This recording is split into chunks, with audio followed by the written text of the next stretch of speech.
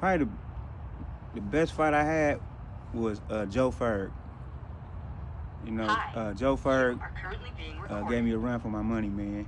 I think I'm like 20 years older than him, but he was on the farm, and I'd never been to the farm before. I was grabbing my shit to go to the farm. They called me for the farm, and the homie Lil Nub, rest in peace, said, "Nigga, you finna go to the farm?" I'm like, "Yeah, I don't know what this about. I'll be back in a minute. You know, they don't fuck with me over there." He said, "Man, the nigga Joe Ferg over there, bruh. When you get over there, get that nigga, get down with that nigga." I said, "I got you, sir." You know, so I went over there, went to chow. I'm like, "Man, who's Joe Ferg?" I came in that motherfucker tripping. And he was sitting in the front eating, because he was at the front door tripping too. And I'm like, "Nigga, you Joe Ferg?" He like, "Hi, what's up?" I'm like, "Nigga, we finna get down, nigga. What dorm you in?" He like, all right. I'm in 19. Or whatever dorm he said. So yeah, anyway, on the first unlock, man, I go to the nigga dorm, and him and Critter come over, and I get down with Joe Ferg. Which Critter would that be? Big Critter? Big Critter. And Critter got down with one of the homies, I forgot who it was, and me and Joe Ferg got down. Well, yeah, man, that ended up being a mutual respect. I got love for that nigga, bro, Joe Ferg. We did some more time in Bakersfield and all type of other shit. He keep telling me, man, I just want to do it one more time, man. I think I could have did better. But that nigga slammed the shit out my ass. I put a bunch of hands in his face, though. But, yeah, man, I really ain't trying to glorify gangbanging, bro, to be honest, you know what I'm saying? No, it's nothing to glorify. I get that, you know, it's just a stage in life that a nigga went through. It took me a long time to outgrow some of that shit, and, you know, some of the shit that I picked up along the way, I've been having a hard time outgrowing that, you know. They told us about death or prison, you know what I mean, signing up as a Crip. And, nigga, we can do that. I could sign up for death or prison, I can honor that. But they didn't tell me about being a dope fiend, you know. Is death, prison, or a dope fiend? And I would have still signed up every day, I don't give a fuck. But I would just be more conscious about what habits I picked up along the way, man, you know, because when you make it out of the storm, nigga, it's still, some deep shit going on, you know. But so if you could rewind time, you'll go back and do it all over again? Man, listen, man, I'm content with the person I am today. So everything I've been through makes me the person I am today. I believe I'm headed in the right direction, you know what I'm saying? God got me. And I'm gonna walk with that. So how old was you when you did your first prison term? My first 21. And what you go to the pen for? A robbery. Strong arm robbery? It was a robbery, then it got dropped down to a burglary. And it's some bullshit, but it's good. My brother told me don't do it, I should have listened, you know what I mean? But we was trying to go get these pounds of weed and shit. I'm fresh out, I need it, you know what I mean? And I just went too far too fast. But anyway. How long you do off that? And what's some of the places that you went to your first prison term? Hi. My first prison term, I went to Wasco. I went to Jamestown. Now this Jamestown in It's before 50-50. 90, yeah, it's 97, bro. Jamestown is gangbang central. Cause in the dorms of Jamestown, ain't no police, bro. The police come through this motherfucker, man, maybe every 2 hours or so. You know what I mean? So all that tough talking and all that shit, nigga, ain't no police around here, nigga. Move these bunks and let's get it going. You know what I mean? So it had a different element than some of that other shit. But my first time in Jamestown, I started off on the 1 yard. I got in a ride with the Bloods. That was my second ride in the prison. What the ride happened over? Some niggas from East Coast and another Damu niggas was tripping with each other. You feel me? And it just went, you know. And then I'm a YA baby, so I push up to the front of the line like, nigga, what's happening? And then nigga like, nigga, what you? Let's get it, you know, let's go. And so you kicked the ride off? You used to do what? No, because I ain't gonna say I kicked it off because on the side of me, I seen somebody else already skirmishing. Like they was already, you know what I mean? So I don't think I was the first one, but I'm initiating it, niggas going with me, you feel me? Hi. But You are currently being recorded. so then I went to the 2 yard. 2 yard, let me see, I think we got a ride with the Mexicans over a handball. So I went to the 3 yard, and that's where I spent most of my time, on the 3 yard, Tuolumne yard. At the time I got extensive gang file and all that shit, and cause they know who coming out of YA and all that shit, the trouble starters and all that shit. So, but who was on the yard with you from Bakersfield back then? Me, Chubbs, Big Time from Clifton. There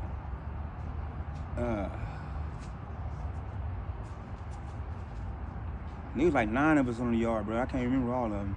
It was West Side niggas, East Side niggas, and country niggas too. And back then we all pushed the 5. You feel me? So it was a little different when we got up in there. And that's another way I got cool with a lot of niggas, bro. I did time with these niggas, bro. We pushed the 5 together. I had your back. We was on the yard together. We was politicking. I'm willing to ride for you like you was willing to ride for me. I can't come out to the streets, bro, and be fake on you or be, you know what I'm saying? If we build something like that, then it's built, bro. I ain't finna come out here and be like, oh, nigga. And that really didn't save my life a bunch, bro. Just keeping it all the way solid, Because now I do a lot of walking around. I'm out in the open, man. I'm an easy target if nobody wanted me. You feel me? And I think it's just the years of keeping it real, bro, that kind of like giving me a pass like that,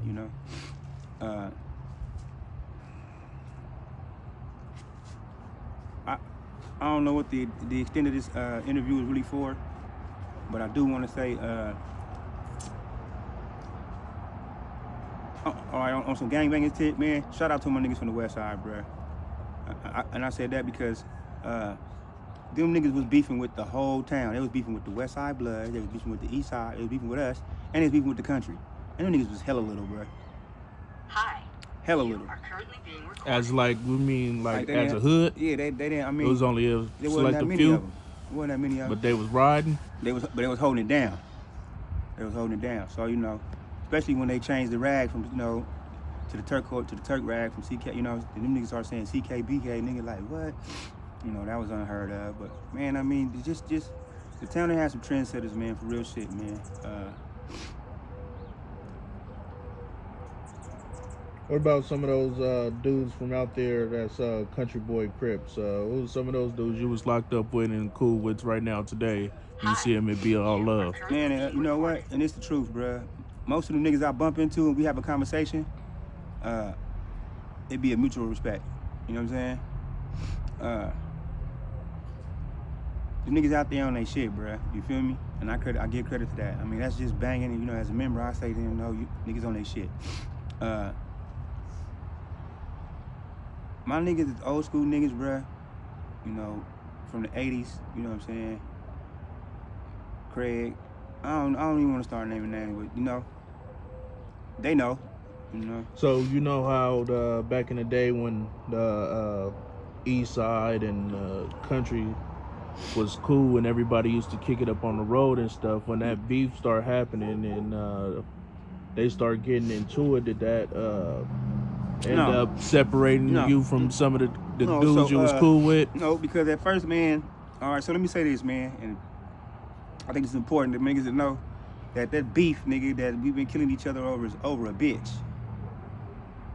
You know what I'm saying? This nigga Danny Cannon and Capone was beefing over the bitch Keisha, bruh. And that's how all that bullshit started. And when it first started, it wasn't the whole East Side and the whole country. It was the Watson Lotus niggas that was under Danny Cannon, and then it was Capone and us that followed Capone. You know what I'm saying? And it was just those two cliques. You know what I'm saying? Going at it. So when I would see a nigga from the Deep or somewhere else, they'd tell like, man, I ain't in that shit, and I would respect that. Like, hey, nigga, get off the streets, bro. You know what I'm saying? Or But what happened was, like anything, man, niggas ain't keeping this shit real. Niggas supposed to be going over here to bust over here, but go bust over there.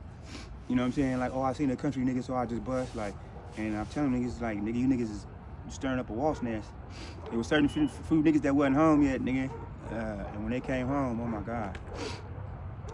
Hi. But yeah, man, I'm sad to say though, man, I was one of the first rounds of people going over there, agitating them people. But boy, I'm telling you, it was fun, it was different, bro. You could have your name out there, you feel me? So it's no respectable names out there that you salute to few of the cats out there that's got some respectable names that you got respect for and salute to? I respect a country boy crib, a neighborhood country boy crib, nigga. I really respect. If you know what I'm saying, because with that comes a guideline and the structure that you know what I'm saying, I respect. But as a name shit, man, I'm trying not to do that, bro. You know what I mean? Because I don't want to leave nobody out, bro. You know, if I fuck with you, you know I fuck with you. Had I known, bro, that, you know, this shit would end up taking so many lives and so many people would have been up, you know what I'm saying, so many mothers would have been displaced and all that over this shit, I would have never got involved with that shit. Then you do some time with AC Cannon? Yep, me and AC was on wire together. AC my boy, man. Yeah, I was with AC up in the pen. Hey, every time when AC see me, he give me $5 or something, let me know, you know what I mean? You know, it ain't much, but it's just saying, like, you know, I see you, my nigga, you know, here you go. But yeah, if I gotta say anything to the youth, man, experience life. No, before we get there, we're getting there soon. But before we get there,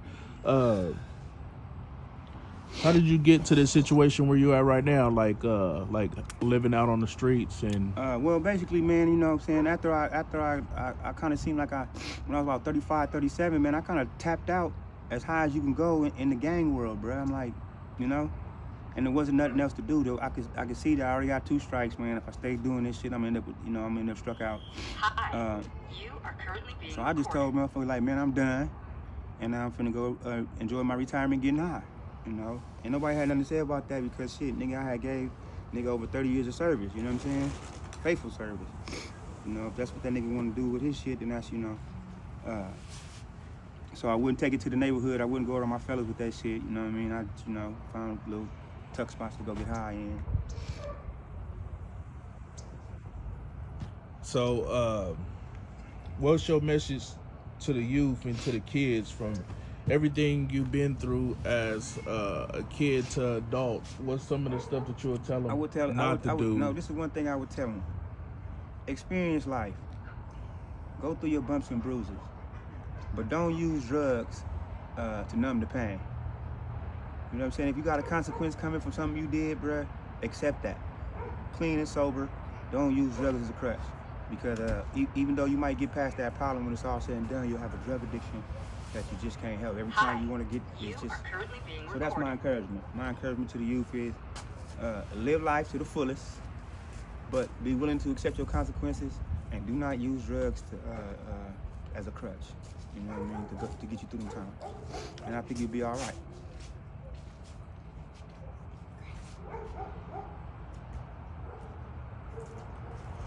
So, what you think the youth could do right now to occupy their time away from being in gangs and stuff you know like what that? I would like to see more of, man. I would like to see. Go water for you. Oh, thank you, sir. I would like to see more entrepreneurial shit, man, out of the youth, bruh. You know, niggas get money and spend it on fashion.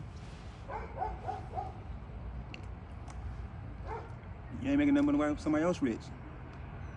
Nigga, work with your kind, work with your crew. You know what I'm saying? Build something, a real establishment. Now you can do all the other shit. They'll pay you to wear that shit. You know what I'm saying? So what's your end goal and dream goal with everything that you done been through in your life and the stage you at right now, being on the streets and man, right now, drug usage? Like, what would you, if you want to turn it around, what you would like to do? I like to get into ministry, bro. In ministry? I like to get into ministry, bro. I like to have my life's ups and downs be benefit to somebody else, you know? I know off camera we was talking about you wanted to start a nonprofit. If you was to start a nonprofit, what would that nonprofit be about? It would be Good Earth Ministries, and it would be like a traveling ministry. Instead of making a church, I would, I get a truck and a trailer, and I would go around, helping people get a better understanding of the Bible. That's my life's purpose. If I can do my life's purpose, I would. And this would be for the youth, adults, or all? Yeah, so I would have three main segments. One segment is prison in reach, where we're reaching out to inmates. Hi. We're trying to get their kids up to come visit them, get them packages, but we requiring them to try to read certain books and kind of get into a program of way of thinking. We want you to have these tools, so when you come out, we know what you know, and we can talk to you on terms. The other one would be at-risk youth. It's one thing to catch them coming out or catching them in and then coming out, but it's another thing to try to catch them before they go in, man. So that, and then the third part of it is tree planting or garden planting. Everywhere we go to give the message, we want to plant a tree or a garden. So those are the three ways that Good Earth Ministry wants to give back. So how you plan on starting all this? Like when do you got plans on changing your life, getting up off the streets and all that stuff? Yeah, right now I'm doing me, and it's coming to an end. It's getting there, so it won't be long now. But yeah, man, I like to say when, but I don't want to put no expectations on myself or come across like I'm being lying or something. But it's coming to an end, man. Shit ain't the same. Don't feel the same. The drugs ain't the same. It's just something gotta give. So when the pain outweighs the pleasure, that's when you make a change. Yeah. You got anything else you want to say before we close it out? Hey, shout out to all my solids, man. I don't give a fuck where you from. You know what I'm saying? Or none of the above. A solid nigga's a solid nigga, man. I ain't talking about a real nigga. Real niggas come a dime a dozen. I'm talking about a solid. You know what I mean? And shout out to all those, man. Stepping stones along the way to help me get some game about myself, because this Bakersfield game go a long way. It's international if you take it with you. Well, Willbone, aka Good Fella, keep your head up, man. Appreciate your time. You stay blessed, man. All right. I like to come back, man, when times is different, If I got something else better to say, if I can add something. Yeah, whenever come across your mind, just hit me, man. We can put it back on camera because the world gonna see this, you know what I mean? And you could each one teach one, and you could reach out and touch somebody with your story and help somebody out, you know what I mean? I would love that, man. I would love that. That would be a blessing, man. Whether it's somebody right here up in Bakersfield, California, somebody up in New York, you know what I mean? Africa or something like that, man. You reach out and touch somebody. Yeah. So yeah, man, self-made champ, Willie Knox, aka Willbone interview. Stay tuned for part 2.